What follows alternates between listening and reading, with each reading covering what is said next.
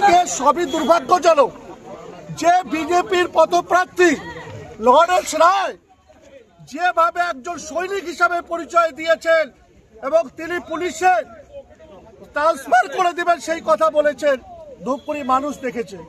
আমি বলি বিষ্ণুপদরাও বিধায়ক ছিল, কিন্তু এই ধরনের ভাষা কোনোদিনও বলেনি। আমরা দলমত নির্বিশেষে এই ধরনের মানুষ যে না জিততে যে অহংকার, তার বিরুদ্ধে মানুষকে, ধূপগুড়ি মানুষকে আমরা সচেতন করব।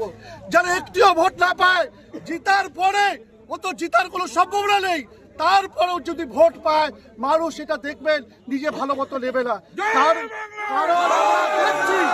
আমরা দেখছি যে মানুষ নিজে বলে আমি একজন সৈনিক, সৈনিক কিভাবে কথা বলতে লাগে। একজন উর্দি পড়া অফিসারকে আইসিকে যেটা বলেছে ভারতবর্ষের গণতন্ত্রে সেটা হয়নি।